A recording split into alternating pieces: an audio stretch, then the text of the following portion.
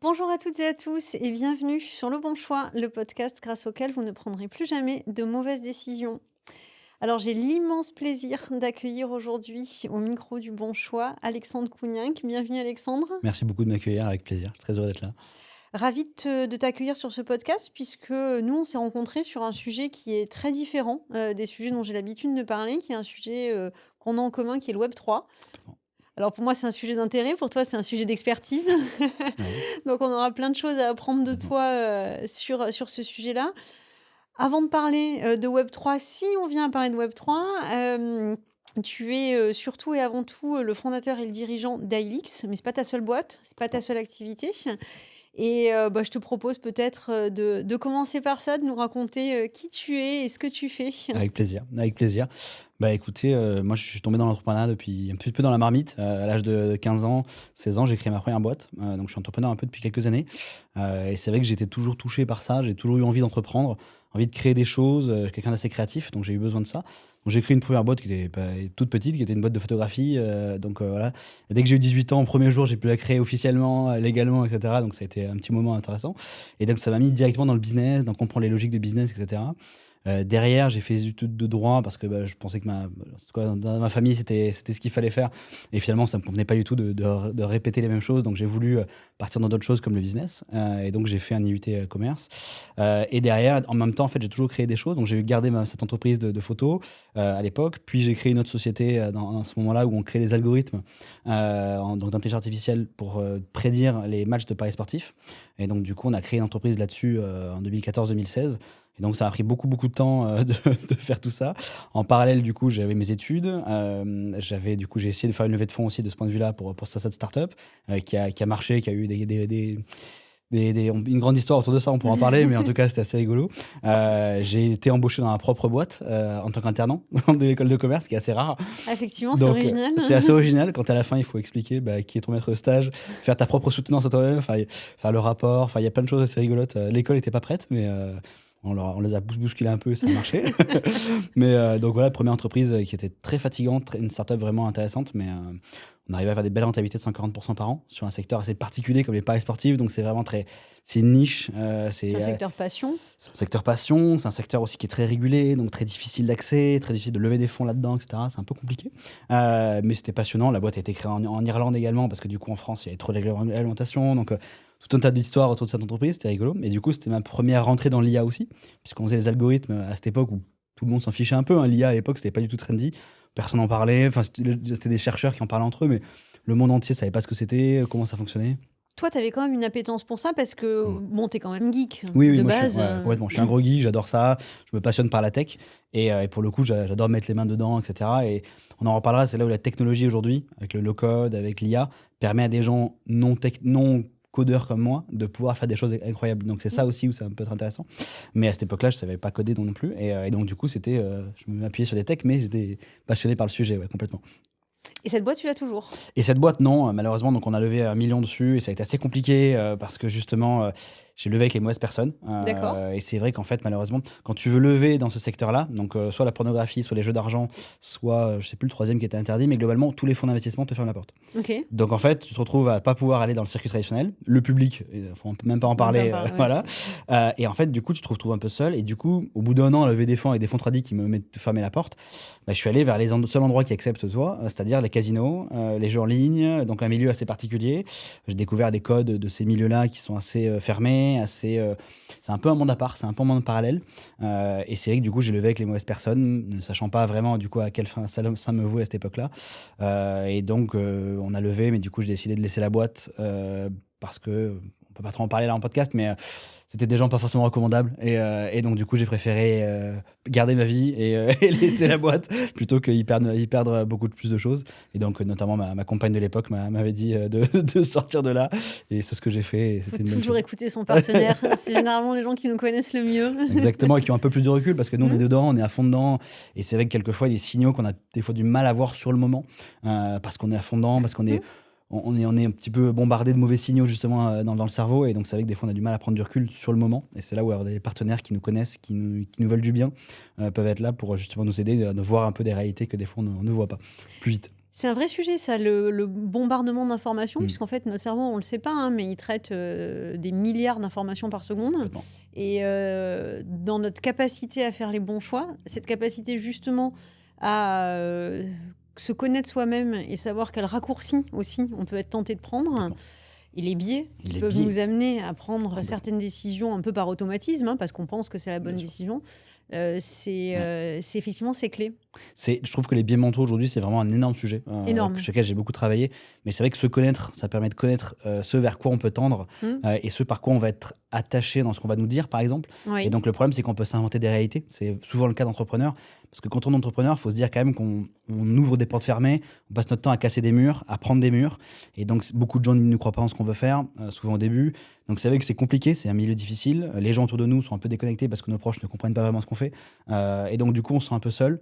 Et c'est là où, du coup, on est obligé de se créer un peu notre propre histoire. Et je pense que c'est important aussi en tant qu'entrepreneur d'avoir cette force intérieure, cette passion, ce feu, ce qui est si fort que peu importe ce qu'on va nous dire, on va continuer à aller dans les murs. Et le problème, c'est que quelquefois, cette sorte d'aliénation en fait qu'on se fait, hein, mentale, fait que bah, malheureusement, ça peut aller. On peut ne plus voir les mauvais signaux, les bien red sûr. flags. Et c'est là où quelquefois, soit on arrive à prendre du recul, et c'est très bien, mais des fois, on n'arrive pas bien à les voir et on sent pas les bonnes choses parce qu'on est aveuglé par notre envie d'ambition, notre envie de réussir, notre envie de lever des fonds, notre envie de peu importe l'objectif qu'on a, de réussir, etc., de montrer à des gens. Et du coup, c'est les mauvaises raisons qui nous amènent là. Ouais. Et au final, on fait les mauvais choix. Et c'est là où les biais sont capitaux. Et mieux se connaître, quand on est jeune, forcément, on se connaît un peu moins bien. En vieillissant, on apprend à se Mmh. connaître un peu mieux, mais c'est là où c'est très important. C'est pour ça on dit souvent que les entrepreneurs les plus successful et ceux qui sont un peu plus âgés, après 40 ans, peut-être aussi parce qu'ils se connaissent mieux. Ils se connaissent mieux effectivement, Je pense ouais. qu'il y a un peu de la réponse là-dessus, ouais, complètement. Ah bah, puis dans l'intuition, il y a Mmh. une grosse part d'expérience, hein, c'est pas ésotérique, c'est vraiment aussi la capacité qu'on a à traiter de l'information parce qu'on l'a acquise, C'est clair. et parce qu'on y a été exposé. Complètement, complètement. Et ça, c'est vrai que ça fait partie du jeu en tant qu'entrepreneur Ça aussi. fait Et on partie en du jeu. parlait ce midi justement, Mmh. de se dire, bah, de prendre du recul, de se dire, ok, Oui, ma boîte, il faut peut-être que je pivote aussi, peut-être que je me rende compte, pas trop s'attacher au produit, parce que des fois, on veut absolument créer notre produit mmh, à nous. Et donc, du coup, on a une idée de ce qu'on veut faire, sauf qu'il n'y a pas de marché, pas de besoin, mais on ouais. pense que c'est la bonne idée. Et c'est vrai que ça a été le cas 2 ans après avec une autre entreprise où justement, je pensais avoir la bonne idée. Et en fait, il n'y avait pas le marché. Donc, c'est des choses qui arrivent malheureusement. Et justement, ce recul-là est important, ouais, complètement. Alors toi, tu as plutôt quand même, le nez creux, tu as, un bon pif hein, pour aller dans la bonne direction puisque tu es allé sur le terrain de l'IA il y Mmh. a déjà longtemps, Ouais, avant que ce soit très mainstream bien sûr. et c'est ce qui fait qu'aujourd'hui tu es hyper bien positionné. Tu peux nous raconter un petit peu l'aventure, Bien sûr. Pour la suite, ouais, complètement. Bah, après, ce qui s'est passé, c'est que j'étais très fatigué sur cette startup où j'avais Oui, donné beaucoup en fait pendant des années.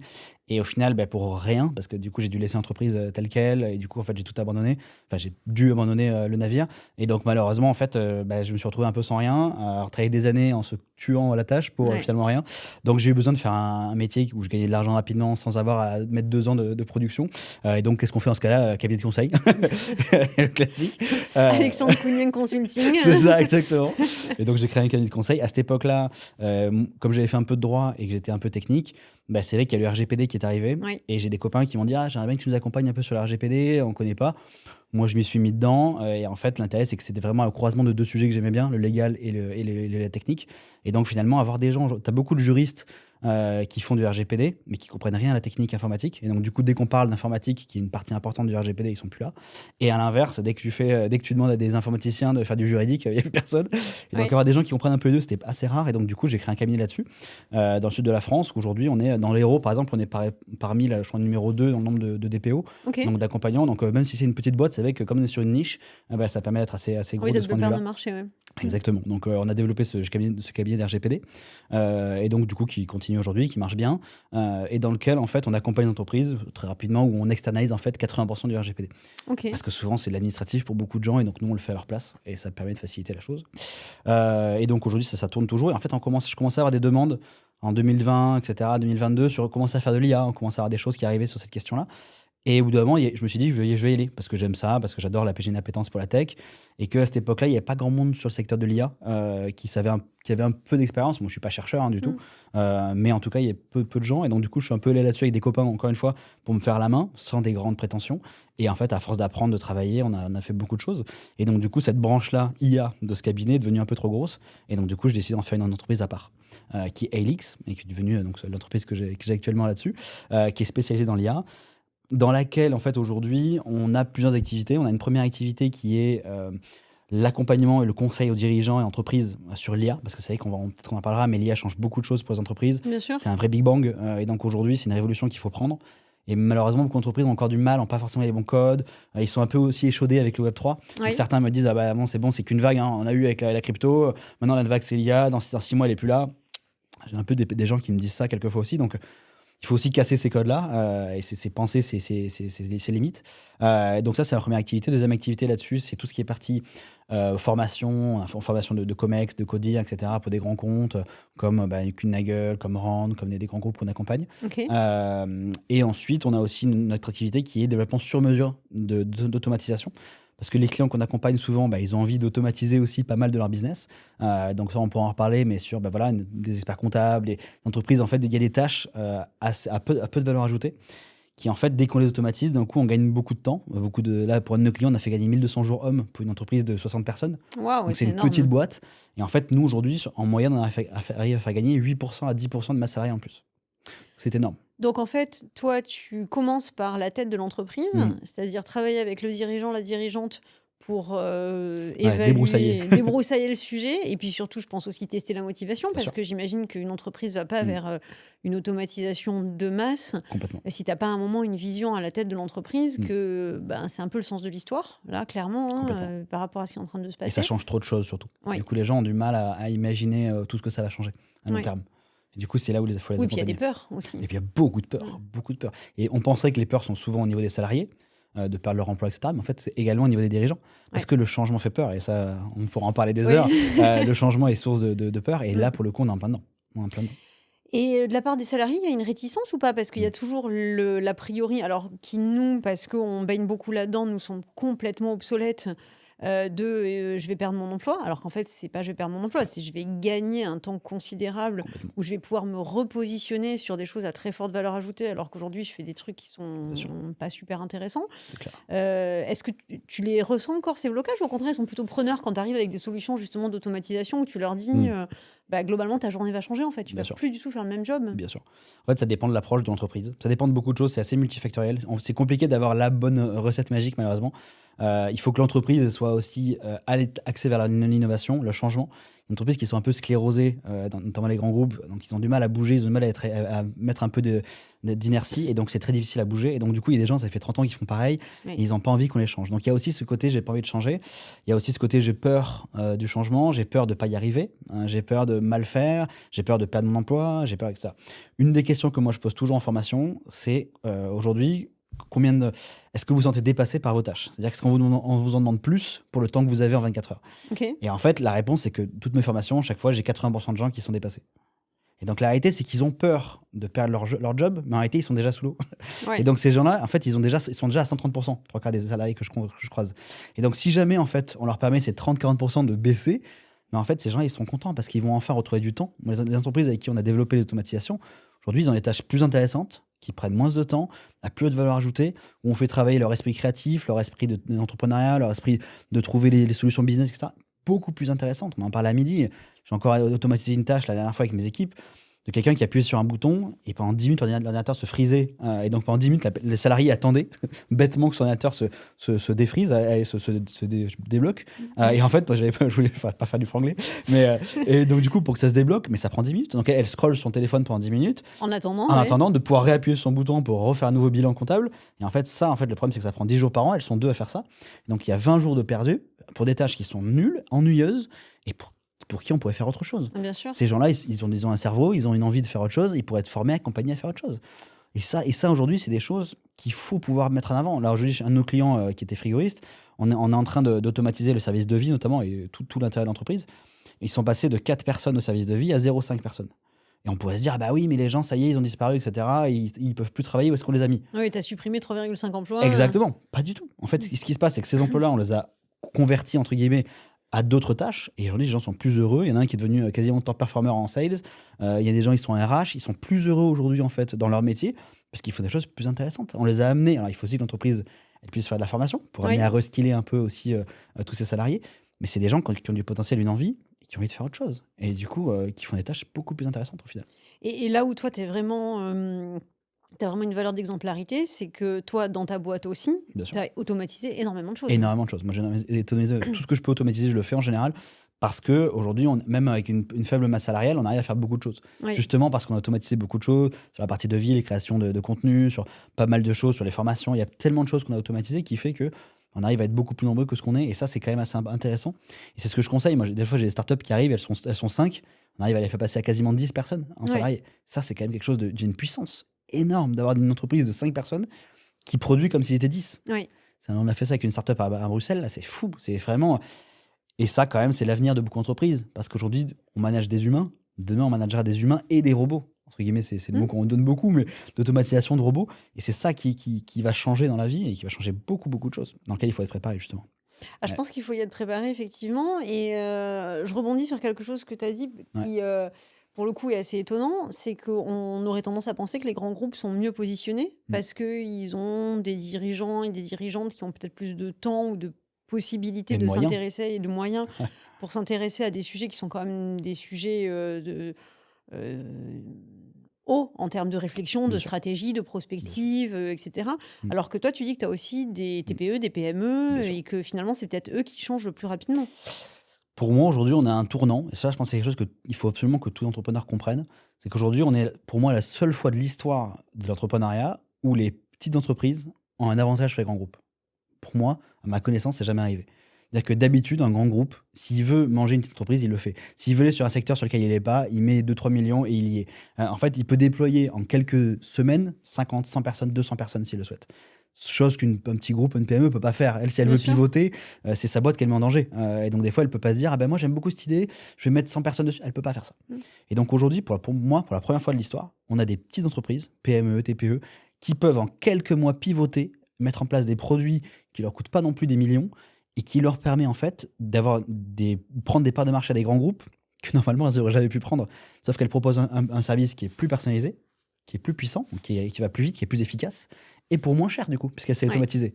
Et donc en fait, on a le trio gagnant et du coup, un client qui arrive en face et qui se dit bah, attendez, entre le grand groupe et la petite solution qui arrive là et qui est moins chère, plus rapide et en plus, je te dis une petite entreprise donc j'ai un rapport direct avec eux, c'est pas un grand groupe, ils vont mettre 6 mois à me répondre, etc. Qu'est-ce qu'ils prennent les gens? Ils vont prendre une petite entreprise. bien sûr. Et donc ça change tout. Alors que les grands groupes, malheureusement, c'est pour ça qu'on travaille avec eux, mais c'est très difficile à faire bouger, c'est qu'il y a un problème d'inertie. C'est-à-dire qu'eux, ils sont sclérosés sur des présupposés, ils restent là où ils sont, ils sentent que ça arrive, ils sentent que ça bouge. Le problème, c'est qu'ils ne bougent pas assez vite, ils ne mettent pas assez de moyens là où il faut. Il y a aussi un problème, c'est que 80% des projets d'IA ratent en entreprise, il faut quand même le savoir, parce que c'est mal fait, parce que c'est mal mis en Quand place, tu dis des projets d'IA, on ne parle pas de développement, interne. d'algorithmes, on De parle juste de tout projet. tout projet confondu. Ok, Automatisation et IA, aujourd'hui, ok. le taux d'échec, c'est Parce que 80%. automatisation, finalement, c'est des choses qui existent déjà. C'est-à-dire que Bien sûr. moi, je vais automatiser un process dans ma boîte, Mm. j'achète Tu mets en place des automatisations, bien sûr. un outil qui fait Soit l'automatisation tu peux pour faire ça. moi Ouais. et j'ai rien à développer en fait. J'ai pas Alors, besoin d'avoir de compétences techniques pour pour. l'automatisation, ça se crée. C'est ce qu'on appelle le RPA. Donc, c'est une science à part. Hein. C'est un peu comme ChatGPT, tu peux prendre le logiciel ChatGPT, tu Oui, prends la licence et c'est réglé. L'automatisation, soit tu prends une automatisation qui est toute faite, oui, et donc à ce moment-là, bah, elle te coûte juste le prix de la licence. Et si jamais tu veux la faire enfin, exactement comme toi, comme tu veux, donc sur mesure, un peu personnalisé, il faut que tu la crées. Et c'est là où nous, on a ce cabinet là-dessus, où on crée sur mesure des automatisations, avec tes ok, besoins, tes logiciels, exactement ta patte comme tu veux répondre à tes clients, etc. Et l'intérêt, c'est que du coup, on est vraiment sur quelque chose de sur mesure. Mais ça demande de le faire. C'est un peu comme du code. bien sûr. Et donc, soit tu le fais en code d'ailleurs, c'est possible. Sauf qu'aujourd'hui, on a ce qu'on appelle le low-code ou le no-code, qui est l'idée de faire des briques, un peu comme des Lego, des briques de code déjà un peu écrites, que tu peux mettre ensemble et du coup, tu gagnes beaucoup de temps. Et qui est une Euh, compétence reconnue. et qui est une compétence alors, reconnue depuis peu de temps, puisque c'est que depuis cet été, juillet. C'est quand même assez récent le low-code. Ok. Mais enfin, ça fait des années que ça existe, mais c'est reconnu par l'État, notamment France Travail, depuis juillet. Donc, on Ah parle de quelque d'accord. chose d'assez récent. Effectivement, c'est récent. Ah, Ouais. c'est super récent. Et en fait, c'est passionnant. Et c'est très dur de trouver des gens là-dedans, justement. Mais ce qui est intéressant, c'est qu'en fait, ça permet aux PME d'avoir de l'automatisation. Avant, une PME, le frigoriste, si je prends cet exemple, on a tout refait son CRM et son ERP. Donc, tout le logiciel qui gérait compta, qui gérait facture, qui gérait RH, qui gérait les commandes, enfin, tout, on a tout refait à zéro. Aujourd'hui, si tu veux refaire un CRM ERP, ça coûte plus d'1 million. 1,2 million, 1,3 million pour Mm. une boîte comme ça. C'est énorme, c'est des années de boulot, c'est beaucoup, beaucoup de travail. Ouais. C'est laborieux, L'avantage, ouais. c'est un gros boulot. Et donc, pour une PME de 60 personnes, elle ne peut pas mettre 1,2 million sur la Mm, table bien pour sûr. refaire un logiciel. Impossible. Et donc, du coup, elle est obligée de prendre des licences de logiciels qu'elle avait avant. Sauf que là, l'intérêt, c'est qu'avec la BPI qui lui a financé une partie, plus nous, on arrive à 300 000 euros. Et pour 300 000 euros, quasiment, elle a son CRM, son ERP, sur mesure pour ses salariés, donc vraiment comme elle a besoin, etc. Et donc l'intérêt, c'est que c'est un prix accessible à peu près pour elle. C'est sur mesure, donc ça veut dire qu'elle va pouvoir délivrer beaucoup mieux qu'avant, quelque chose de beaucoup plus efficace, etc. Par exemple, eux, ils avaient beaucoup de gens, des techniciens sur le terrain, qui des fois, les techniciens sur le terrain, quand ils installent des clims, bah, ils écrivent un peu mal. Des fois, Oui. les rapports sont pas toujours parfaits. Donc le client, il reçoit des rapports pas incroyables. Là, l'intérêt, c'est que le technicien, il va écrire comme il veut, un peu mal. L'IA va reprendre ça, par exemple, va écrire le rapport à sa place, va cocher les cases, va produire le CERFA, va l'envoyer au client. Tout est automatisé. L'intérêt, c'est que du coup, le client, il a un truc qui est beaucoup plus quali, Propre. un rendu qui est beaucoup plus quali, qu'il l'a beaucoup plus rapidement, parce qu'il n'y a pas d'humain à devoir repasser derrière. Et pour un prix moindre, parce que du coup, le coût de l'humain descend, puisqu'on en a moins besoin. Et donc, du coup, il est mis ailleurs. Et donc, du coup, en fait, pour une entreprise de 60, ben, on peut démultiplier la puissance de cette entreprise. Et c'est ça qui est vraiment fascinant. C'est C'est de ça. se dire que, et là-dessus, ce que je retiens aussi de ce que tu dis, parce que tu as quand même parlé de puissance, tu as Mm. parlé de qualité, Ouais. c'est qu'en fait, l'a priori qu'on a pu avoir tous en 2022-2023, quand on s'est tous mis à utiliser Mm. des IA génératives au quotidien, bah, c'était qu'en fait, ça pouvait être pratique, mais c'était quand même moins quali. Donc, Ouais. c'était en gros, je gagne du temps, mais c'est un peu plus cheap. Là, toi, ce que tu dis, c'est Mm. que on n'est plus du tout là-dedans. Du tout. Aujourd'hui, ce qu'il faut, les études, Harvard a fait une étude là-dessus justement, et avec le MIT et le BCG, on voit qu'aujourd'hui, donc c'est des gens assez sérieux quand même pour le coup, et donc ils ont fait une étude aujourd'hui qui montre que les qualités des rendus, la qualité perçue des rendus faits par l'IA est 40% supérieure. Ça veut dire qu'aujourd'hui, en fait, on arrive à produire des contenus de meilleure qualité grâce à l'IA. Ce qu'il faut comprendre, c'est que l'IA, elle permet de mettre un peu tout le monde sur le même piédestal. En fait, elle permet aux gens un peu moyens et mauvais d'être à un niveau moyen plus. Oui. C'est ça qui est intéressant, c'est que quand on voit les études aujourd'hui sur l'IA, on voit que les gens qui sont dans les top, les moins 20, enfin les 20% les plus faibles de l'entreprise en termes de performance, avec l'IA, ils gagnent 47% de performance en plus. C'est énorme. C'est C'est énorme. énorme. Là où les top 20% de la boîte ne gagnent que 17%. Oui, donc en fait, c'est un outil Ça met tout de. le monde à la même. Oui, mais c'est un outil de nivellement par le haut, pour le coup. Complètement. Mais c'est ça où l'IA, où les gens ont du mal à comprendre, ça va me remplacer, etc. Non, ça va nous pousser tous vers le haut, avec des gens qui avaient des problèmes d'orthographe, des problèmes de ci, des problèmes de compréhension, des problèmes d'analytique. Chacun a ses défauts, et l'intérêt, c'est que là, ça nous pousse tous vers le haut. Ça, Ouais. c'est super intéressant, parce que ça comble des problèmes qu'on a. Là, je parlais avec des gens dyslexiques qui ont beaucoup de mal à écrire. En fait, maintenant, ils parlent, ça fait le texte, derrière, ils l'envoient, ça enlève des barrières, et pour ces gens-là, ils changent de vie, en fait. On change complètement de vie, parce que du coup, on a beaucoup moins, ça tape beaucoup moins sur des défauts.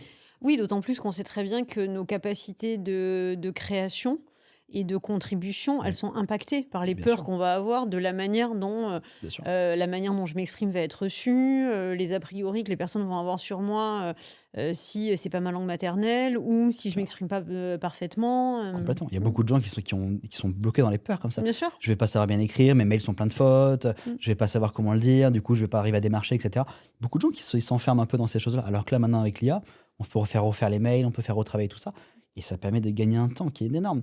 Et donc là où tu disais, est-ce qu'on a peur que la qualité soit moins bonne, il y a aussi ce côté-là, c'est que beaucoup de gens ont testé ChatGPT 2022-2023, au Oui. moment où on était vraiment un peu au début de ce qui est GPT aujourd'hui. Donc GPT 3.5 qui était quand même vraiment pas terrible, GPT 4 qui était pas mal mais qui était un peu aléatoire dans les réponses. Mm. Là on commence aujourd'hui à avoir des niveaux avec Sonnet 3.5, avec GPT 4o, le O1, etc. Enfin, avec tous les modèles qu'il y a aujourd'hui, quand même la qualité est quand même assez intéressante. Oui. Petite chose là, alors pour en discuter longtemps, mais le modèle O1 d'OpenAI qui est sorti il y a 3 semaines, Mhm. qui se veut d'un niveau chercheur, doctorant. Donc il le donne comme une IA qui raisonne, c'est la première qui peut raisonner. Donc elle va pas répondre directement, elle va prendre une minute pour réfléchir et après elle répond. Et donc là, cette IA-là, elle a été évaluée à 120 QI par exemple. D'accord. Donc ça pose des questions de se dire, ok, alors on pourrait discuter des heures du QI évidemment, mais en tout cas c'est une mesure que à peu près tout le monde peut comprendre. L'intérêt c'est que là on se dit, ok, on a un modèle qui est plus intelligent que la moyenne des gens. Oui. Ok, donc ça veut dire que, et c'est que le début, c'est-à-dire que dans 6 mois, 1 an, 2 ans, en fait, faire la course avec ça ne marche pas. Moi j'ai des gens qui me disent, oh là là, mais elle va nous remplacer. Mais en fait, c'est pas la bonne logique. Moi, Oui. est-ce que je cours plus vite que ma voiture? Non. Ma voiture va plus vite que moi, c'est un outil. Est-ce que je vais mettre des réacteurs dans les fesses pour aller plus vite ou sur mes pieds? Non.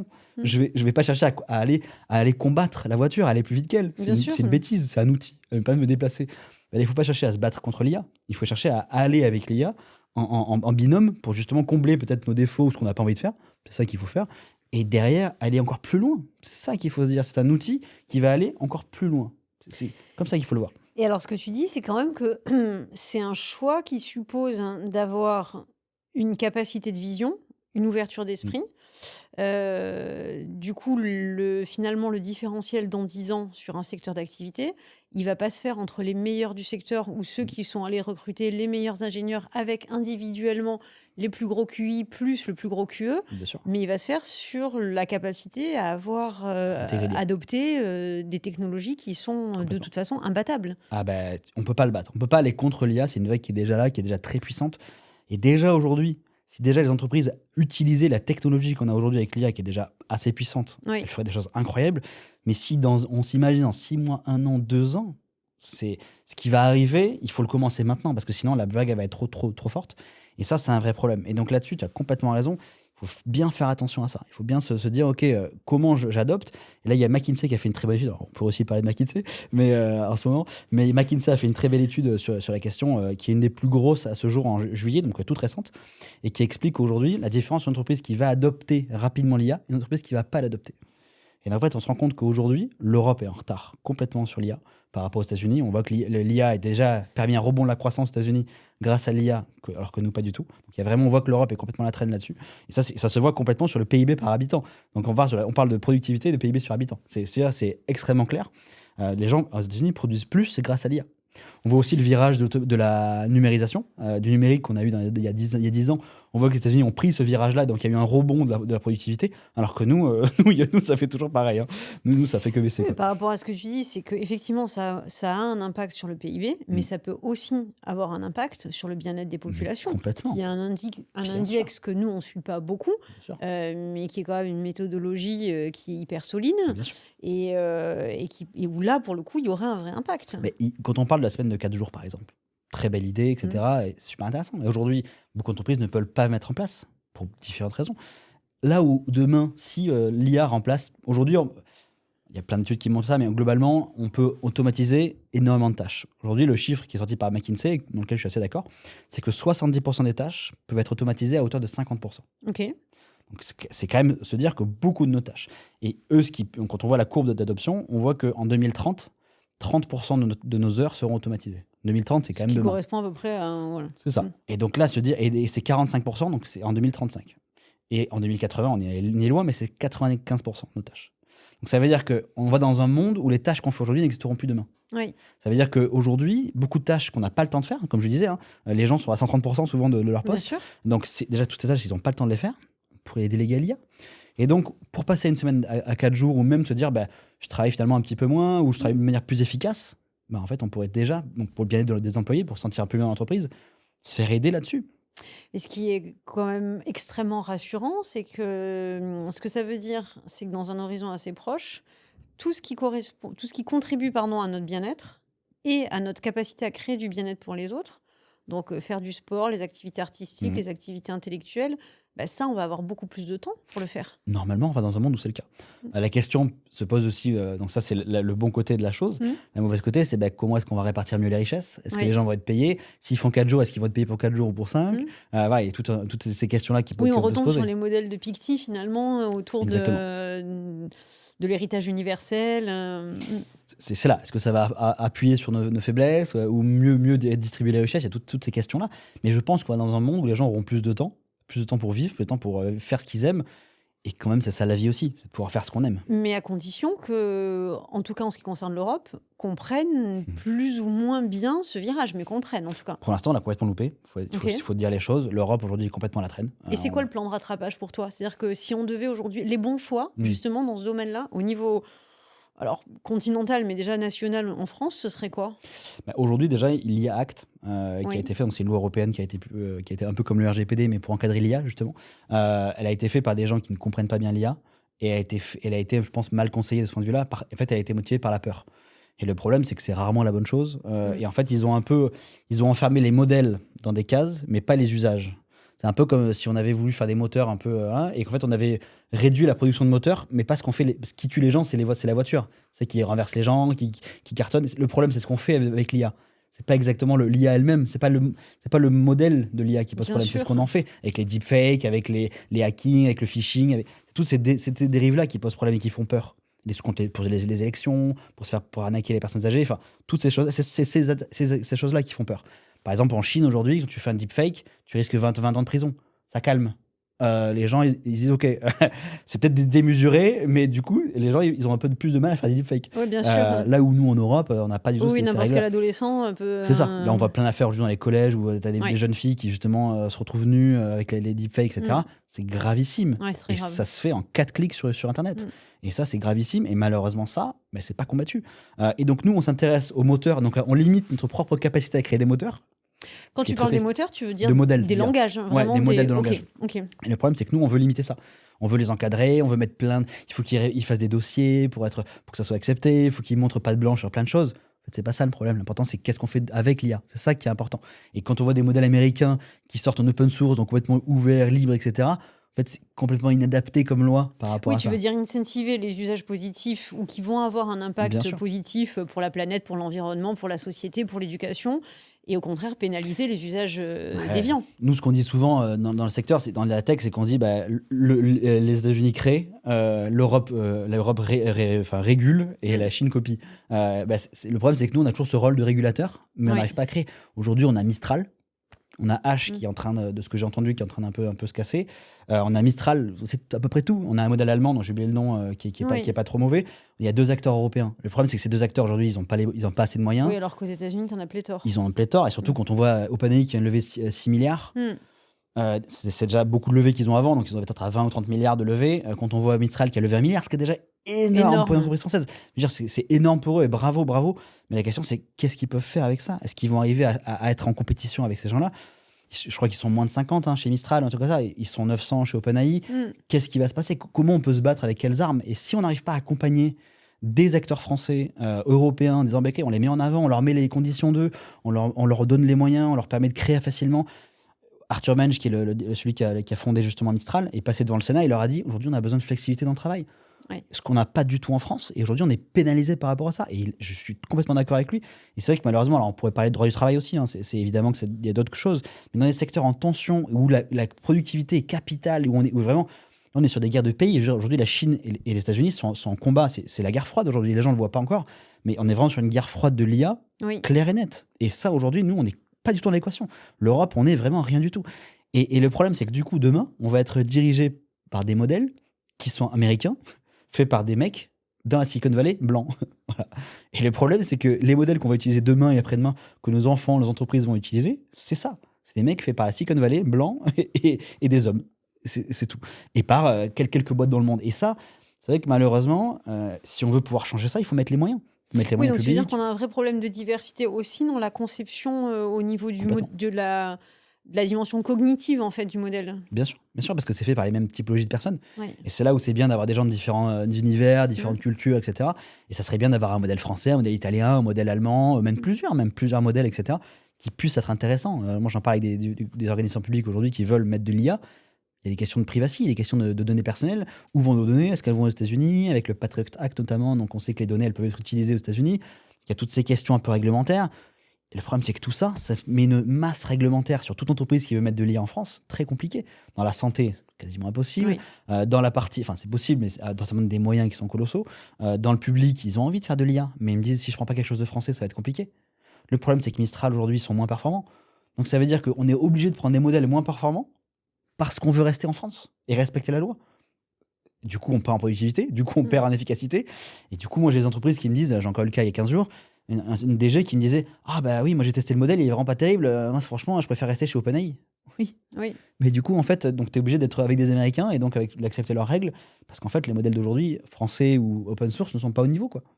Ça va venir, mais pour l'instant c'est vrai que ça pose de vraies questions sur le futur. Et quand on voit les moyens qui sont investis aux États-Unis là-dessus, on se dit que je pense pas moi c'est mon avis personnel, j'ai du mal à voir comment on peut pouvoir rattraper cette guerre. Pour moi elle est, mais je pense qu'il faut qu'on axe sur d'autres choses, comment utiliser l'IA, comment l'intégrer, comment mais du être coup il y a meilleur une vraie là-dessus. responsabilité là des entreprises, notamment des grandes entreprises en fait, d'être eux-mêmes force de changement, parce qu'aujourd'hui une entreprise qui compte 150 000 salariés dans le monde, une entreprise française qui compte 150 000 salariés dans le monde, si elle prend la décision d'en faire un axe stratégique, ça a un impact presque plus important finalement qu'une réglementation qui va peut-être être mal pensée, mais qui finalement va avoir moins d'impact au niveau de la capacité d'adoption qu'on peut avoir. Donc, c'est vraiment au niveau des entreprises Complètement. que là, il y a quelque chose qui doit se jouer. Tout se passe au niveau d'entreprise. C'est pour ça que moi, aujourd'hui, je parle quasiment qu'avec des directions, qu'avec des comex, qu'avec des codir, parce que c'est là que ça doit changer.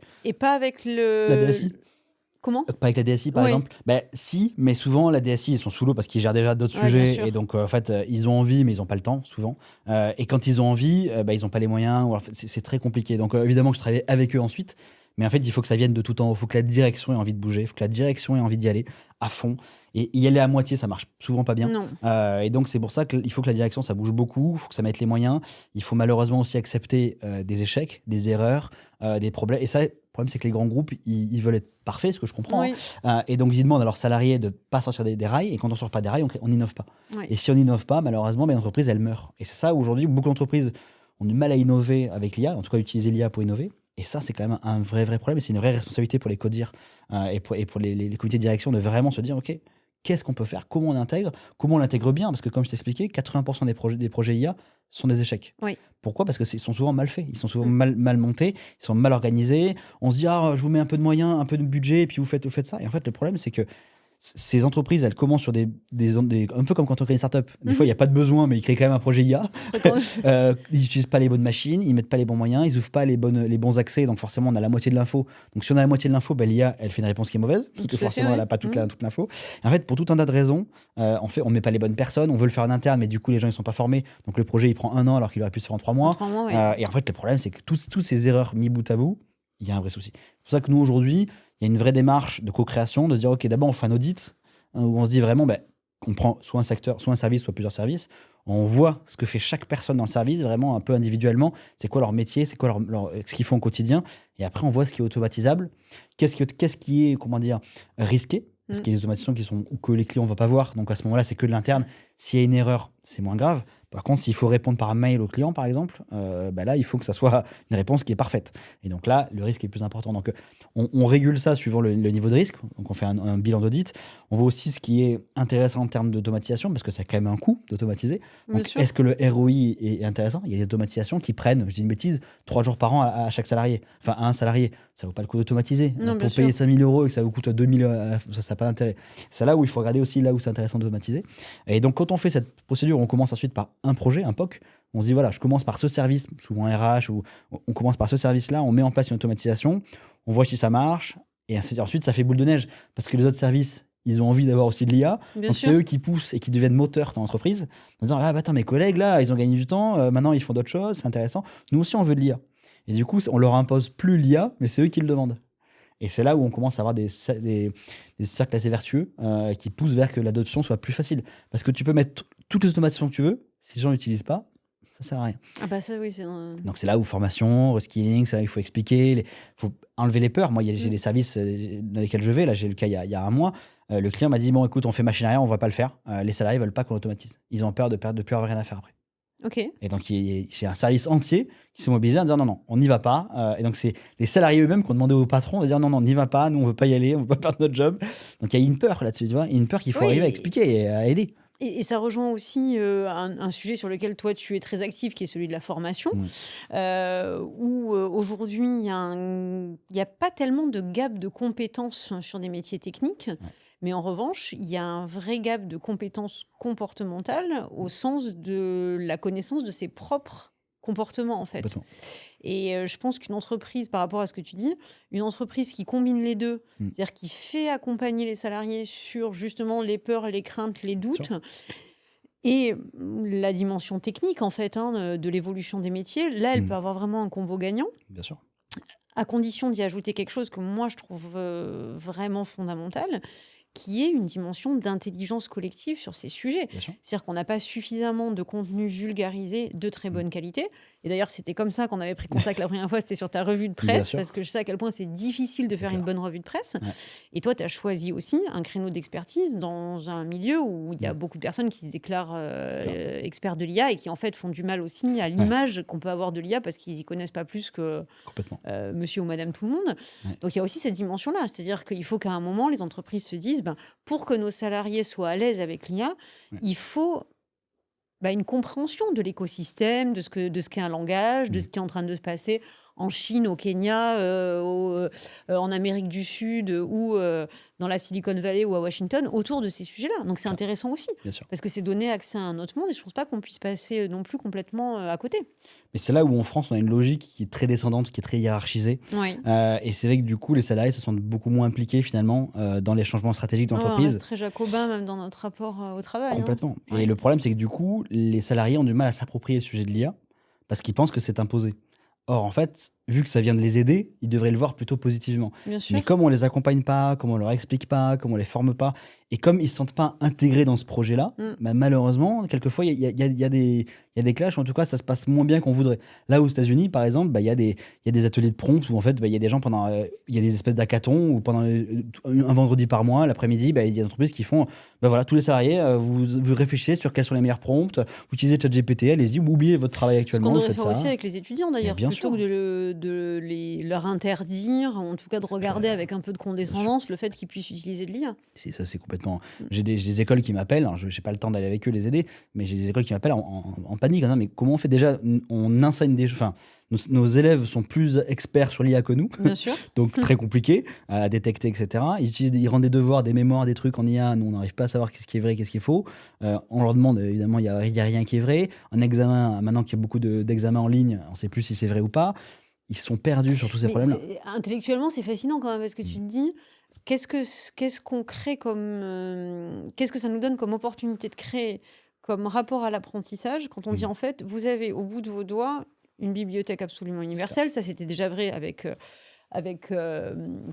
le web 2.0. Mais là, en plus, vous avez une capacité de soutien, d'aide C'est clair. pour vous aider à produire à partir du moment où vous avez réfléchi à ce que vous voulez produire. Et sur mesure, surtout. Et sur mesure. Donc, ça veut Ça. dire qu'en fait, tout ton temps, Ouais. le temps que tu consacrais avant à ta recherche en bibliothèque, etc., Bien sûr. là, tu peux uniquement le consacrer à quelle est la bonne question. Mm. Et ça, c'est vraiment fondamental en recherche. Complètement. Et ça, aujourd'hui, mais les gens ont encore du mal à comprendre. Et quand on voit les prompts, moi, je fais beaucoup de formations en prompt pour voir comment les gens promptent. Et c'est vrai que je me rends compte que les gens promptent extrêmement mal. Bien sûr. Parce que les gens, même dans leur tête, c'est déjà confus. Quand ils le passent à l'écrit, c'est encore plus. Et des fois, moi, je passe derrière les claviers et je regarde les gens. Je dis, mais même moi, je comprends pas ce que vous voulez comme question. Comme Je c'est ne la même comprends chose dans pas. la vie, en fait. Oui, complètement. Quand on n'a pas ce qu'on veut, c'est parce qu'on ne sait pas ce qu'on veut. C'est une très bonne remarque. Complètement. Mais dans l'éducation, c'est un vrai problème. Parce que c'est quand même les jeunes générations qui sont en train d'arriver, dans lesquelles on inculque des choses qui, selon moi, peut-être je me trompe, mais pas forcément les plus essentielles pour le monde de demain. Parce que le monde de demain, aujourd'hui, on s'en fiche de savoir par cœur des choses. Tout sera accessible. Déjà que c'était le cas avant Bien sûr. avec Internet, mais il fallait un peu chercher. Maintenant, il faudra même plus chercher. C'est-à-dire Non. qu'en un clic, on aura l'info. Donc, est-ce que maintenant, c'est intéressant d'avoir des gens qui sont des banques d'informations? Moi, je ne pense pas. Je pense que c'est plutôt la réflexion, la créativité, être critique sur ce qu'on voit, etc. C'est ça le monde de demain. Apprendre vite, changer vite, évoluer, etc. Toutes ces capacités-là qu'il faut apprendre à nos enfants. Et malheureusement, c'est vrai que c'est pas toujours le cas. Et donc là, les écoles, elles sont un peu en difficulté de ce point de vue-là. Parce qu'on essaie de revenir à une approche plus philosophique du monde, en fait. Bah ouais, exactement. Et revenir, faire confiance à l'humain et l'apprendre à être autonome, à être, etc. Et c'est finalement ça qu'on devrait faire. L'école devrait nous rendre autonomes, alors que des fois, c'est pas tout le cas. On pourrait parler d'éducation financière, par exemple. On voit très bien qu'on n'en a aucune. On pourrait parler de dev perso, de sujets qui nous tiennent tous les deux à cœur. Il n'y a aucun apprentissage sur le dev perso, ni au collège, ni au lycée, ni en fac, alors que c'est essentiel. Et si les jeunes se connaissaient mieux, ils sauraient déjà mieux ce qu'ils veulent faire de leur vie, parce qu'ils se connaîtraient mieux, et puis ils agiraient mieux avec leurs profs, avec leurs proches, avec leurs amis. On aurait une société qui serait bien meilleure. Oui, et puis si on veut les faire rentrer dans des codes d'apprentissage qui sont ceux que nous, on a connus, C'est clair. sans leur donner justement la possibilité d'utiliser ces outils-là, ça vient finalement faire ce que ça a fait avec nous et qu'on a mis du temps ensuite à réparer ou à reconstruire, qui est qu'en fait, au moment où ils sont les plus créatifs et les plus productifs, c'est-à-dire au moment de l'adolescence en fait, où c'est là qu'on est dans sa zone de génie total. Là, on a une vraie opportunité au niveau mondial de les laisser complètement faire parce que de toute façon, tout ce qui devra être fait d'un point de vue productif pourra être fait par d'autres moyens. Complètement. Et puis moi, j'ai pas les chiffres, mais je serais assez curieux d'avoir les chiffres de combien de choses on retient du collège et du lycée. En termes de pourcentage, mais c'est que dalle. Peanuts, non, c'est rien du tout. Qui peut me sortir un cours d'histoire qu'il a eu à l'école? Il a des brèves notions de ce qui s'est passé à la Révolution aussi. Mais 3-4 des gens à qui on en parle, ils ont zéro culture. Mais c'est pareil en SVT, c'est pareil en physique, c'est pareil en histoire, chimie, bien sûr. pareil en tout. Et le problème, c'est qu'on passe quand même 10 ans de notre vie à nous forcer à apprendre des choses qui, dans le monde de demain, ont peut-être des intérêts. Les maths, etc., il y a des choses qui sont capitales, je ne renie pas ça, mais déjà qui devraient être liées à certains métiers. Mais il y a des choses, pour moi, plus fondamentales encore plus dans le monde de demain, dans lequel on pourra en parler, mais il y a le monde de demain, c'est l'IA, mais c'est aussi l'agentique. C'est-à-dire des IA qui peuvent faire des Oui. choses. Ça, c'est quand même un sujet aujourd'hui qui est sous-coté, on en parle très peu, mais ça va arriver Et tu beaucoup plus commences à vite. avoir des applications? Non, nous on en développe aujourd'hui. Tous les acteurs aujourd'hui dans le monde qui sont là-dessus sont encore balbutiants. Ok. Il nous manque encore des petites choses, on avance, mais Oui, mais l'intérêt c'est balbutiant que, aujourd'hui, ça veut dire efficient bien sûr, dans 3 à 5 ans. même pas, dans 6 mois, 1 an, on a des agents qui sont autonomes. Quand on voit qu'aujourd'hui, nous on le fait déjà à notre niveau en interne, ça existe. Donc aujourd'hui, c'est juste qu'on n'arrive pas à le mettre en prod. Enfin, c'est assez complexe de le standardiser, mais on le fait pour des clients, etc. Mais quand on va pouvoir, dans 6 mois, 1 an, le mettre en prod, des choses qui vont arriver. Et ça, le truc, c'est que quand demain, en fait, tu vas parler à Jacqueline, qui en fait, Jacqueline est une IA, qui va faire le travail pour toi, qui va faire les tâches pour toi et qui va te renvoyer ton travail, etc., ça va faire bizarre quand même. On va Bien commencer à sûr. avoir un rapport au monde et aux choses qui est très différent. Nous, on a un autre, donc on a ces 3 activités. Et donc là, on a créé depuis 6 mois, du coup, Helix SaaS, donc une solution qui agrège 35 IA dans une seule IA. Parce D'accord. qu'on s'est rendu compte que l'accès à l'IA était très compliqué en entreprise, pour plein de raisons. Déjà parce que, en fait, financièrement, quand Oui, on voit parce qu'il ChatGPT faut payer des entreprise, licences. ChatGPT entreprise, c'est quand on dépasse 150 personnes en entreprise. Donc ça arrive assez vite pour des Mm. PME un peu grosses. Dès qu'on dépasse 150 salariés en entreprise, c'est 60 € par salarié par mois. 60 €. Ça veut dire que si jamais les gens ne l'utilisent pas, c'est une perte qui est importante, mais Oui. très importante. Là, on est sur des licences. Les licences moyennes, c'est 15, 10, 20 €. En moyenne, c'est ça. Là, on est sur 60 € par salarié. Ça veut dire que si les salariés ne l'utilisent pas, c'est une perte sèche pour l'entreprise. Donc moi, j'ai beaucoup d'entreprises qui me disent « Ah non, mais moi, je vais mettre que à mon codir, que à mes managers l'IA. Et puis, de toute façon, il n'y a qu'eux qui vont l'utiliser parce que sinon, eux, moins, ça sera efficace. » Le problème, c'est qu'en fait, du coup, l'entreprise ne rentre pas du tout en phase, toute l'entreprise, tous les salariés ne rentrent pas en phase avec l'IA. Parce qu'en fait, comment se faire des différences? Qui a Bien accès à sûr. l'IA et du coup vont démultiplier la productivité face à ceux qui ne vont pas l'avoir. Donc il y a un problème de prix. Donc c'est pour ça que nous, on a fait un abonnement à 5 € par mois pour tous les salariés. Et en fait, les salariés payent que ce qu'ils utilisent. Donc si Jacqueline, à la compta, elle utilise 2 fois par an l'IA, ça va vous coûter rien du tout. 5 € par mois. Ça ne vous coûtera pas 60 €. Et là, l'intérêt, c'est que ceux qui vont beaucoup l'utiliser, peut-être monter à 30, 40, 50 €, 60 €, mais ça dépassera jamais à l'année. On a moins 50% de coûts sur l'utilisation de l'IA en entreprise. Donc moins 50%, c'est énorme. Là, il y a une C'est entreprise avec qui énorme. on a fait un devis. Entre GPT et nous, ils gagnent 50 000 €. C'est quand même assez intéressant Oui, c'est effectivement. Oui. à l'ANA pour une entreprise. Donc c'est vrai qu'il y a quand même des choses à faire de ce point de vue-là. Donc il y a une question de prix. Il y a une question de les salariés ont du mal à trouver la bonne IA pour répondre à leurs bons besoins. Là où nous, du coup, on a créé une IA qui identifie la bonne IA pour répondre aux bons besoins. Donc nous, Ok. on a agrégé en fait 35 IA dans une seule IA. Et quand tu poses ta question, nous, on se dit, OK, est-ce qu'elle veut faire un post LinkedIn? Est-ce qu'elle veut faire une image? Est-ce qu'elle veut Oui, faire... ensuite, tu as un pointage automatique vers on a l'IA un dont espèce tu de as besoin. routage. Ok. Et en fait, après, on reprompte à la place de la personne. Parce qu'en fait, les prompts, encore une fois, sont pas Ouais. toujours bons. Donc nous, on a une IA qui va reprompter à la place de la personne. Et surtout pour la bonne IA. Parce que suivant les IA qu'on utilise, la façon de prompter n'est pas la même. Bien sûr. Si je prends Coher, par exemple, ils ont une façon de prompter qui est très particulière. Oui.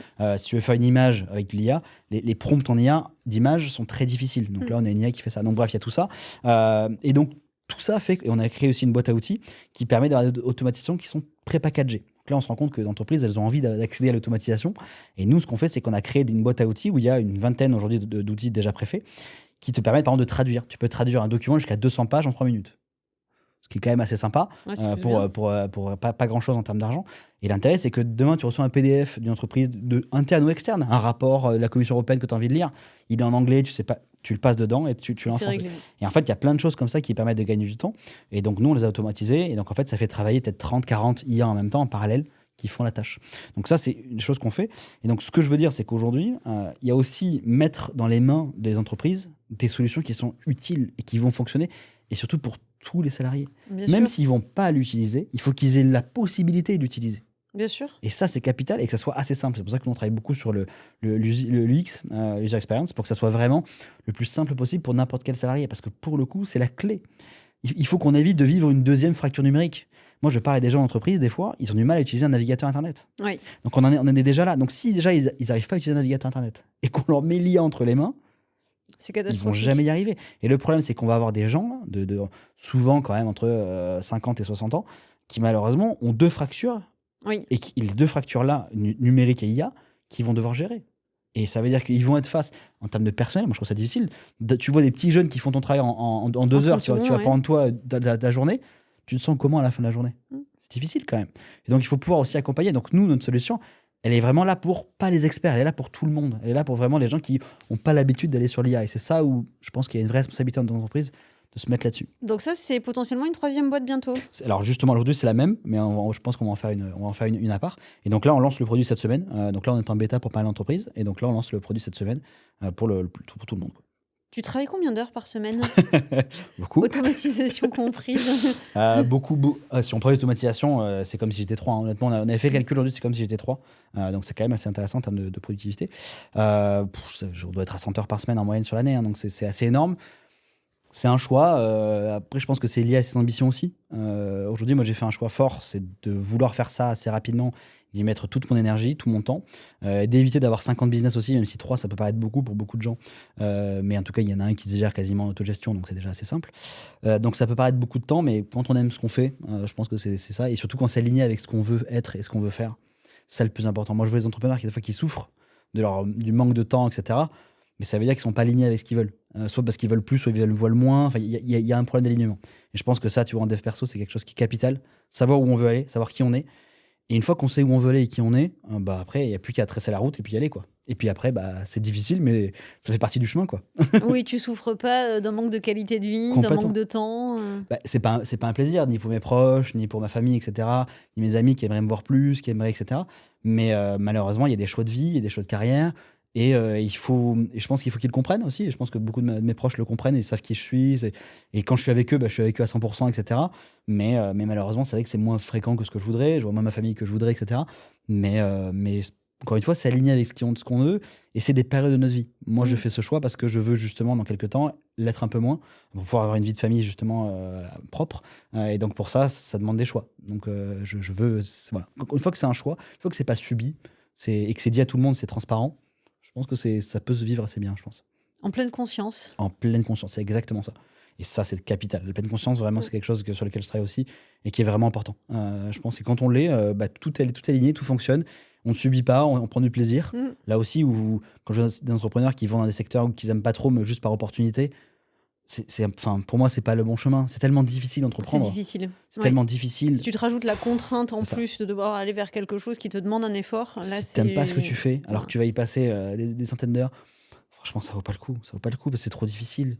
Il faut y prendre du plaisir. Si on prend pas de plaisir dans le chemin pour arriver à l'objectif, ça sert à rien. Ça sert à rien. Parce que moi, il y a plein d'entrepreneurs autour de moi qui ont réussi, qui ont pas réussi, qui ont pu vendre, etc., qui sont très heureux, qui sont beaucoup plus libres aujourd'hui. Mais en fait, aujourd'hui, ils sont des fois pas plus malheureux, mais en tout cas, ils ont moins dans l'activité qu'ils avaient à l'époque et des fois, regrettent un peu d'avoir vendu ce genre de choses. Il faut prendre du plaisir sur le chemin. Il faut conscientiser tout ce qui se passe. Là, aujourd'hui, par exemple, on a plus de clients que ce qu'on peut prendre. C'est fabuleux. J'ai jamais connu ça dans notre entreprise. C'est quand même fou d'avoir ce problème de riche, de se dire comment je vais arriver à suivre ma propre croissance. C'est des beaux problèmes. C'est des beaux problèmes qui sont agréables à vivre et il faut le conscientiser. Plutôt que de dire quand même, c'est difficile. Comment je vais faire là. Je prends 2 minutes et je me dis, c'est quand même beau. Je suis entrepreneur. Ça fait 15 ans que je suis entrepreneur. J'ai créé 5-6 boîtes. Là, quand même, j'ai plus de clients que ce que je peux gérer. J'ai une croissance énorme. Ok, c'est fou. Prenons le temps. C'est important. Il faut profiter. Il faut prendre le temps d'en profiter. Les entrepreneurs, on le sait toi et moi, c'est des hauts et des bas. Il y a des jours avec, des jours sans, des jours. C'est très difficile. Il faut être dans le bateau, faut prendre les vagues. Et le truc, c'est que pour prendre bien les vagues, il faut profiter quand on est en haut et savoir que ça va aller mieux quand on est en bas. Et c'est comme ça qu'on tient. Et un objectif personnel. C'est vrai que l'objectif de qualité de vie qu'on a, la manière dont on veut vivre, ça aligne tout en fait. Complètement. Et c'est pas qu'une question d'argent. Certains entrepreneurs, notamment la jeune génération, me disent moi je veux faire X par mois, X millions, nanana. Et donc ils n'ont qu'un objectif d'argent. Mais comme tu le dis, il faut que ça soit plus profond. Il faut comprendre quelle valeur chez toi ça touche et pourquoi est-ce que tu vas atteindre ce niveau-là. C'est ça qui est important. Oui, surtout que de l'argent, il y en a tellement dans le monde, il y en a tellement à faire que c'est pas le sujet en fait. Complètement. Et surtout, si la seule motivation c'est l'argent, souvent ils n'y arrivent pas. Non. Et c'est là où il faut trouver du plaisir, il faut trouver de l'envie, il faut trouver d'objectifs. Pourquoi est-ce que c'est important pour nous? Et c'est là où ça se révèle, je pense. Ça part de l'intérieur. Ouais, complètement. Et c'est ça le plus important, je pense, pour un entrepreneur. Tout le reste, on automatisera. Il faut se préparer au futur, je pense. C'est ça le vrai sujet, c'est de se dire, OK, là, le monde a déjà beaucoup changé. On prend une vague de révolution que beaucoup n'arrivent pas à prendre assez vite comme il faudrait. Et 2, se dire, OK, il y a une deuxième vague qui arrive, c'est l'agentique, donc faire les agents autonomes. Il y a une troisième qui est pour les robots, qui est complètement sous-cotée aujourd'hui, dont personne ne parle, ou très peu. Ça va, dans quelques années, on parlera que de ça. On va être là-dedans. Ces vagues-là qui, en ce moment, vont changer toutes les prochaines décennies. Et donc, si on ne se dit pas aujourd'hui qu'est-ce que je mets en place, c'est mort. il y a ce qu'on appelle la loi de Moore. Donc, c'est le fait que chaque année, la puissance de calcul double et que, donc, en fait, chaque année, les choses deviennent de plus en plus puissantes. Oui. Et donc, ce qui se passe, et donc c'est pour ça qu'on a beaucoup d'innovations dans la tech et que Bien tous sûr. les ans, globalement, il y a des innovations sur les puces. Disruptive. Exactement. Et là, le truc, c'est que en 2 ans d'IA, donc 2022-2024, en seulement 2 ans, oui. on a eu 25 ans d'innovation rassemblés en 2 ans. Et là, les gens ne s'en rendent pas bien compte. Mais en fait, quand on est dans le secteur, et je pense qu'on le voit aussi un peu quand on suit un peu, tous les jours, il se passe des choses. Toutes les semaines, il se passe des choses. Et c'est pas des petites choses. C'est que toutes les semaines, il se passe des choses qui sont on voit à quel point très il est importantes. difficile de suivre les news sur le sujet. Complètement. C'est complètement. Mais qui sont d'ailleurs pour la plupart des bonnes nouvelles en fait. Et dans un monde où on a besoin de bonnes nouvelles sur plein de sujets. Pour le coup, quand on regarde plutôt des revues de presse côté tech que dans d'autres domaines, comme la politique ou autre, c'est plutôt rassurant quand même. Parce qu'il y a tous les jours des bonnes nouvelles. Bien sûr, il y a de très bonnes nouvelles. Et ça, c'est quand même fabuleux. On le voit là, il y a quelques temps, il y a une news sur le cancer du sein, par exemple. Je ne sais pas si tu l'as vu. Aujourd'hui, on arrive à détecter le cancer du sein 3 mois avant qu'on le voie. Et 3 ans avant qu'un humain puisse le voir. C'est-à-dire qu'un médecin, il le voit, l'IA le voit 3 ans avant. 3 ans avant. Ça veut dire que dans des vies sauvées. La prévention qu'on peut faire avant, prévenir avant, comprendre, etc., c'est des vies sauvées. Là, on parle de choses qui sont directes. C'est un impact qui est immédiat.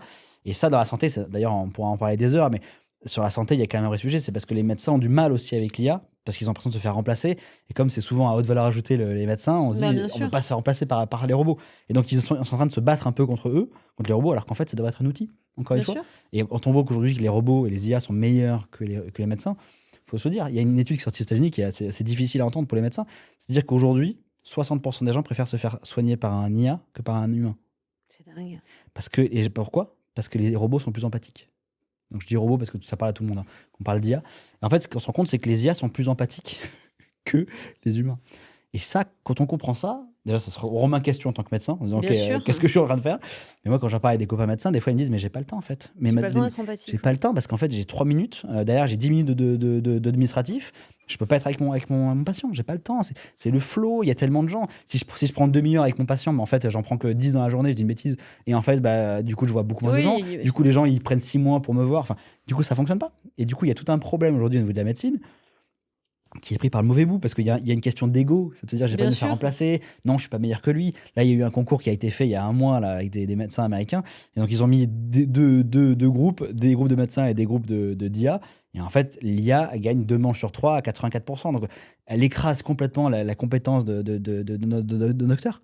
Pourtant, ils ne veulent pas le reconnaître. Oui, mais ce qui est fascinant, c'est que du coup, ça va nous permettre, dans un horizon assez proche, d'être complètement ce qu'on est en tant qu'être humain. C'est-à-dire d'être complètement dans notre ethos spirituel, créatif, inventif, pour pouvoir laisser absolument toutes les tâches de réalisation pratique à des robots, à des intelligences que nous, on aura formées. Exactement, et c'est ça. Et a priori, dans le bon sens, si on s'y met, sans laisser, comme tu disais, des monopoles. Alors ça, évidemment, que malheureusement, voilà, moi j'ai peu d'espoir, malheureusement, sur ce sujet-là. Oui, là-dessus, oui. À part si vraiment le gouvernement change complètement sa barre. Non, mais là, ça, en c'est ce moment, un peu pieux, parce que de toute façon, on l'a eu fait sur aucune des grandes révolutions du XXe siècle. Encore moins du 21e. Donc, le numérique, on l'a complètement laissé passer. Là, avec Macron, on avait une chance parce qu'il a fait le plan France 2030. Donc, il voulait investir beaucoup dans l'IA, beaucoup dans la deep tech. Et ça, c'est intéressant. Ils veulent investir quand même 7 milliards. Donc, c'est quand même pas des sommes anodines. Le problème, c'est quand on rentre dans le détail de ce que font avec cet argent-là, malheureusement, ils font de la politique, justement. Et donc, ils répartissent cette somme-là sur énormément de startups. Oui, donc tu vas te retrouver avec des investissements donc, en fait, il y a insignifiants. Exactement. Et donc, les belles boîtes qui pourraient naître reçoivent des financements qui sont ridicules. Du coup, elles n'ont aucune chance de devenir aussi grosses qu'une entreprise américaine. Et donc, le problème, et donc, du coup, on donne aussi beaucoup d'argent à des gens qui ne mériteraient pas. Oui. Parce qu'ils sont sortis d'école, des grandes écoles, et qui pensent y arriver, alors qu'en fait, pas du tout. Oui, qui n'ont pas forcément d'idées, mais ils sortent de Polytechnique. Alors, du coup, comme ils ont le titre, ça marche de suite. Et en fait, malheureusement, on donne beaucoup d'argent aujourd'hui à des startups qu'on ne devrait pas. L'analyse n'est pas, je trouve, assez au niveau. Et donc, malheureusement, on ne soutient pas avec assez de moyens des pépites qui pourraient naître.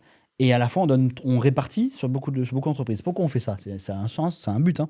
C'est fait volontairement. C'est parce que du coup, à la fin du quinquennat, on pourra dire on a créé X milliers d'entreprises. Oui. C'est le cas. Puisque du coup, on a supporté X milliers d'entreprises. Mais est-ce que c'est ça aujourd'hui qu'on veut faire? Est-ce qu'on veut pas créer des acteurs européens, français, nationaux, mondiaux? Est-ce que c'est pas ça l'objectif pour que demain on puisse concurrencer ces secteurs-là? Est-ce que vraiment on veut créer des TPE, quoi? Ouais. Et là, on a TPE une de la pensée tech. TPE, quoi. TPE, la tech, ça fonctionne pas, en fait. Parce que pour faire de la tech, il faut beaucoup d'argent. Oui, mais Donc, c'est généralement, on en revient à ce qu'on disait tout à l'heure, c'est quand t'as pas d'objectif que tu fais des mauvais choix, en fait. complètement. Un bon choix, ça commence par un bon objectif. Complètement. Mm. Et c'est là où il faudrait peut-être mieux choisir, décider, OK, nous, dans l'IA, il y a plein de secteurs. On n'ira pas dans tous. Peut-être se dire, OK, bah, nous, en France, on veut être leader de l'agentique, Un de la sujet. robotique, de ceci, cela, enfin, tout ce qu'on veut. L'aide aux personnes âgées, j'en sais rien. N'importe quel sujet, on le prend et on prend un axe. Moi, c'est ce que je ferais si j'étais au gouvernement. Dire, OK, je prends un axe dans lequel on va devenir les leaders. Mm. Et là, tu peux faire sur une niche, sur un secteur, tu peux devenir rapidement quelqu'un, une entreprise qui peut grossir en donnant les moyens, etc. C'est possible. J'étais encore avec on va pas donner les noms, mais un organisme public là, vendredi dernier. Et ils sont 10 000 agents en France. Donc c'est un très gros, quand même, un très gros agent, enfin une très grosse organisation publique. Et ils me disent, on est obligé d'être en France, avec des serveurs en France, donc on peut pas prendre des licences ailleurs, ce que je comprends.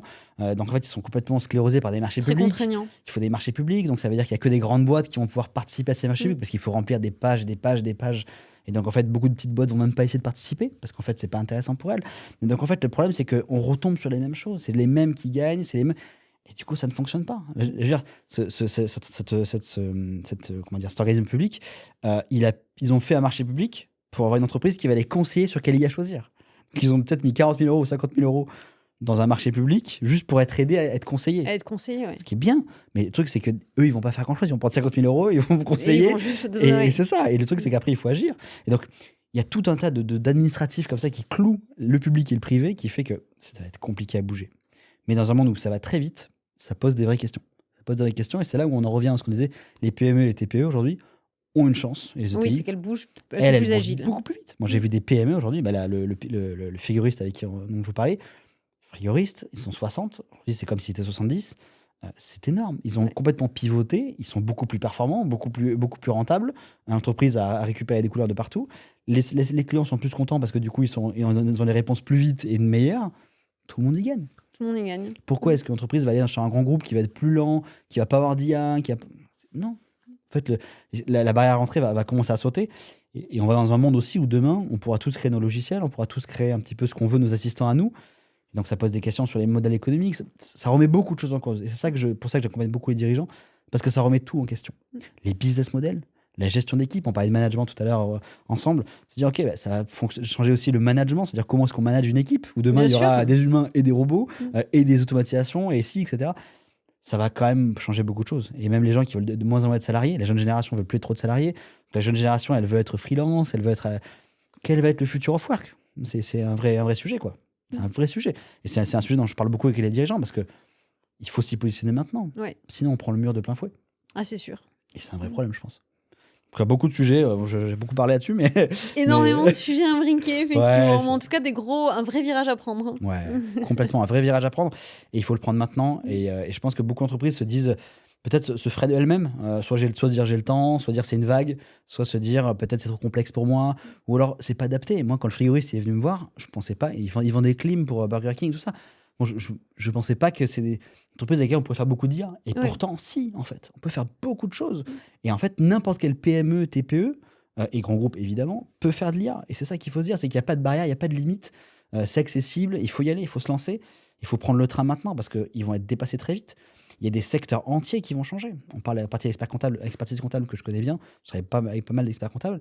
C'est un secteur, dans 5 ans, il n'est plus le même. Qui va énormément changer. Énormément changé. C'est Si on beaucoup veut te administratif. contacter, si on veut travailler avec toi, comment est-ce qu'on te trouve? Par LinkedIn, par exemple, Alexandre Ok. Cougnac, directement, par notre site, AILX, AILX.ai. Voilà, c'est tout simplement contacter par mail, par LinkedIn. Je suis toujours disponible pour discuter, pour en parler. Moi, je propose des calls souvent de 15-20 minutes pour un peu initier la relation, pour voir un petit peu qu'est-ce qu'on peut faire.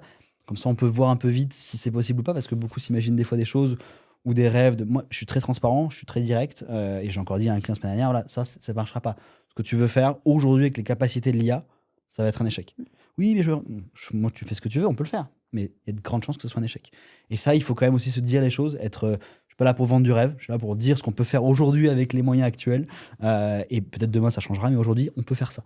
Et c'est ça qu'il faut faire. Et donc voilà, je serai toujours à disposition. Super. Eh ben, écoute, un grand merci Alexandre.